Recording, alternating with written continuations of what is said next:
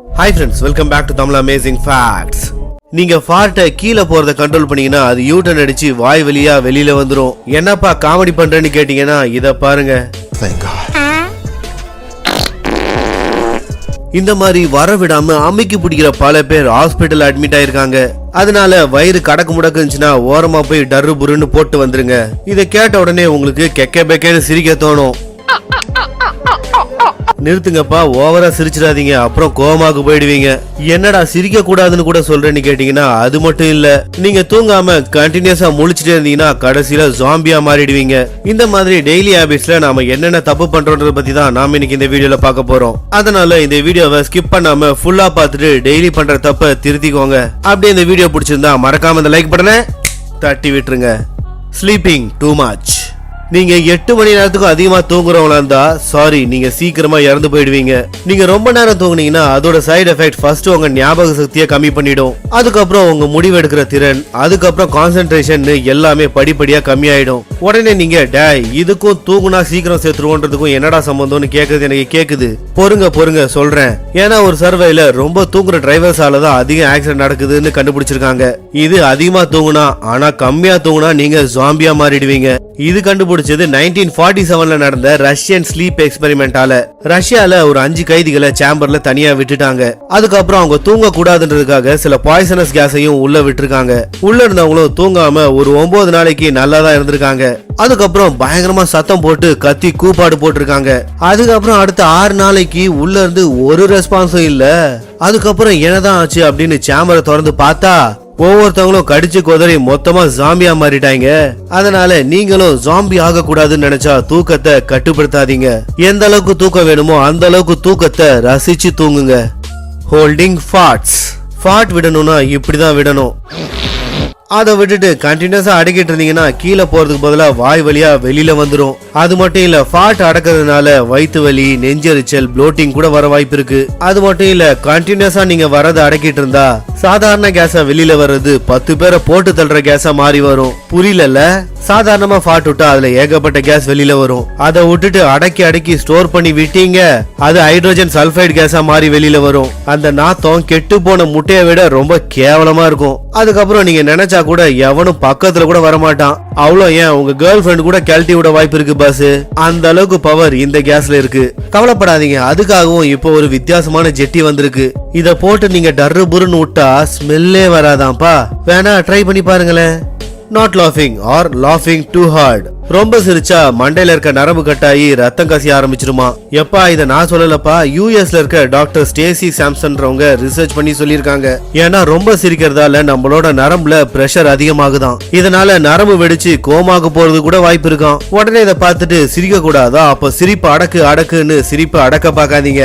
ஏன்னா சிரிப்புன்றது நம்ம டெய்லி ரொட்டீன்ல ஒரு முக்கியமான விஷயம். வெறும் 10 நிமிஷம் சிரிக்கிறதுனால கிட்டத்தட்ட 40 கேலரிஸ் வரைக்கும் பர்ன் பண்ண முடியும். அது மட்டும் இல்ல, சிரிக்கிறதால உங்க இம்யூனிட்டி அதிகமாகும், ஸ்ட்ரெஸ் கம்மியாகும், ஏன் கோபம் கூட கம்மியாகும். அது மட்டும் இல்ல, நீங்க டெய்லி சிரிச்சு சந்தோஷமா இருந்தா உங்களுக்கு இந்த வியாதி எதுவுமே வராது. இப்ப சிரிக்க சொல்றியா இல்ல சிரிக்க வேணான்னு சொல்றியான்னு தானே கேக்குறீங்க. சிரிக்கலாம், அதை ரசிச்சு என்ஜாய் பண்ணி சிரிக்கணும். அதை விட்டுட்டு வேணும்ட்டே கெக்க பெக்கேன்னு ஓவரா சிரிப்பாங்க பாத்தீங்களா, அதை தான் வேணான்னு சொல்றேன். No too much salt. எந்த உப்புக்காக காந்திஜி சத்தியாகிரகம் போனாரோ அந்த உப்பு அதிகமா சாப்பிட்டா உங்களுக்கு கிட்னி ஃபெயிலியர் வந்துரும். நீங்க சாப்பாட்டுல உப்பு அதிகமா சேர்க்கிறவங்களா இருந்தா உங்களுக்கு ஆப்பு கன்ஃபார்ம். ஏன்னா நீங்க எந்த அளவுக்கு உப்பு அதிகமா சேர்க்கிறீங்களோ அந்த அளவுக்கு ஹார்ட்டுக்கும் கிட்னிக்கும் பிரஷர் அதிகமா கொடுக்குறீங்கன்னு அர்த்தம். WHO ஒரு நாளைக்கு வெறும் 5 கிராம் சால்ட்டை தான் நம்ம சாப்பிடணும்னு சொல்லியிருக்காங்க. இன்னும் ஒரு படி மேல போய் அமெரிக்கன் ஹார்ட் அசோசியேஷன் என்ன சொல்றாங்க தெரியுமா? ஒருத்தங்க ஒரு நாளைக்கு 2300 மில்லிகிராம் சால்ட் தான் எடுத்துக்கணுமா, அதாவது 2.3 கிராம்ஸ். அதுலயும் 14 வயசு கீழே இருக்க பசங்க இதை விட கம்மியான சால்ட் தான் சாப்பிடணுமா. ஆனா கொஞ்சம் யோசிச்சு பாருங்க, நாம ஒரு நாளைக்கு 2.3 கிராம் சால்ட்டா சாப்பிடுறோம். நாம காலையில இருந்து ராத்திரி சாப்பிடுற எல்லாத்துலயுமே எக்கச்சக்க சால்ட் கலந்துருக்கு. அப்படி இருக்கும்போது எவ்வளவு சால்ட் நாம சாப்பிடுவோம்னு நீங்களே தனித்தனியா கவுண்ட் பண்ணி பாருங்க. அந்த ரிசல்ட் உங்களுக்கே ஷாக்கிங்கா இருக்கும். அதனால முடிஞ்சா சால்ட்டை கம்மி பண்ணிக்கோங்க. அப்படி இல்லையா இதுக்கு மாத்தா பிளாக் சால்ட்டுக்கு மாறிக்கோங்க. ஏன்னா பிளாக் சால்ட்டை தயாரிக்கிற ப்ரொசீஜரே வேற மாதிரி. அது எப்படி உருவாக்குறாங்கன்றத தனியா இன்னொரு வீடியோ போடுறேன். பிளாக் சால்ட்ல அயன், கால்சியம், மெக்னீசியம் இருக்கு. அது மட்டும் இல்ல, இதை லிவரை ஸ்டிமுலேட் பண்ணி ஹார்ட் பர்னையும் ப்ளோட்டிங்கையும் கம்மி பண்ணும். Sitting for too long.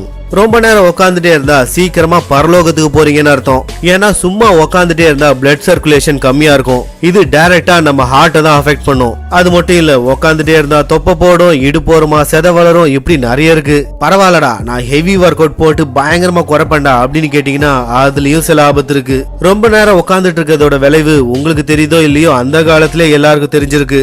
அதனாலதான் பல நாடுகள்ல கைதிகளை 7 மணி நேரம் சும்மாவே உட்கார வைப்பாங்க. காசிப்பிங். நீங்க காசிப் பேசுறவங்களா இருந்தா தயவு செஞ்சு இன்னையோட அதை நிறுத்திக்கோங்க. இல்லனா உங்க வாழ்க்கையில 4 இருந்து 5 வருஷத்தை தொலைச்சிருவீங்க. ஏன்னா ஒரு ரிசர்ச்ல என்ன கண்டுபிடிச்சிருக்காங்க தெரியுமா? டெய்லியும் 16 மணி நேரத்துல நாம கிட்டத்தட்ட 52 நிமிஷம் காசிப் பேசுறோமா. இதை நீங்க கால்குலேட் பண்ணா நான் சொன்னது உங்களுக்கு ஈக்குவல் ஆயிடும். அது மட்டும் இல்ல, காசிப் பேசுறதுனால ஏகப்பட்ட விளைவுகள் இருக்கு.